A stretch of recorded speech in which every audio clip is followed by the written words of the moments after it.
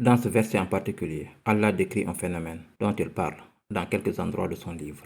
Il dit, quand l'être humain est touché par la difficulté, lorsqu'une situation difficile lui tombe dessus, peut-être que c'est une situation financière difficile, peut-être une situation de santé compliquée, peut-être une situation familiale difficile, c'est peut-être une crise spirituelle. Il pourrait s'agir de toutes sortes de situations difficiles.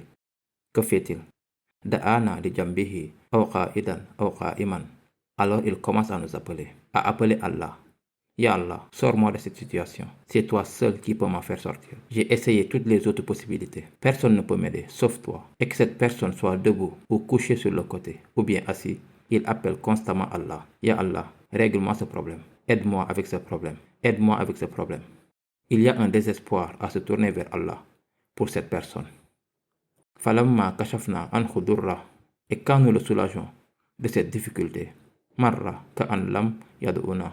Alors il se comporte comme s'il ne nous avait pas appelés. Il a durri massa. Il se comporte comme s'il n'avait jamais voulu avoir notre attention pour le mal qui le touchait, qui lui faisait mal.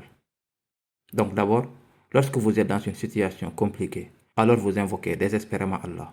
Et lorsque le problème est résolu, alors tout le monde revient à la normale. Et nous agissons comme si nous n'avions pas prié Allah, comme si nous n'étions pas désespérés envers Allah. Il n'y avait pas de larmes dans nos doigts. Quand la situation difficile est résolue, j'ai ce dont j'avais besoin, je peux continuer ma vie maintenant. Mais qu'est-ce que cela a à voir avec Israf? Fait intéressant, il ne semble pas avoir quelque chose avec Israf. Mais la façon dont Allah termine cette ayah est très particulière.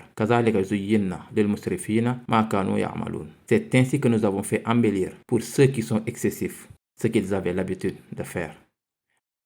Allah dit, voilà comment Allah a embelli le comportement des gens qui font des choses excessives. Le verset déverrouille un secret très profond sur nos vies. Lorsque vous vivez une vie d'excès, s'il s'agit d'un excédent en argent, dépenser de l'argent là où vous ne devriez pas dépenser, excès dans le divertissement, excès social, ce qui signifie que vous traînez toujours avec quelqu'un, vous êtes toujours dehors, vous êtes toujours avec des amis, vous n'avez jamais le temps d'adorer Allah, ou aucun moment pour faire quelque chose. Quoi que vous faites, vous le faites avec excès. Quand vous vivez une vie comme celle-là, alors vous allez avoir des ennuis. Alors il y aura des moments difficiles pour vous. Je vais vous donner un exemple de personne.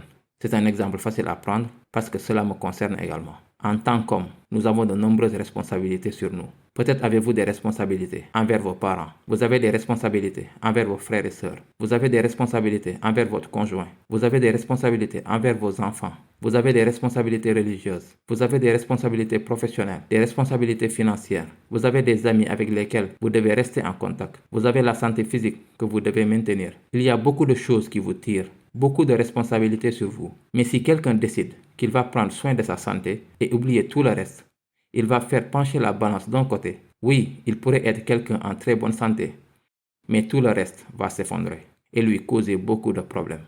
Ou quelqu'un dit, je vais m'occuper de mes enfants et je vais oublier mes parents, ne pas prendre soin d'eux. Alors il va y avoir beaucoup de problèmes sur son chemin.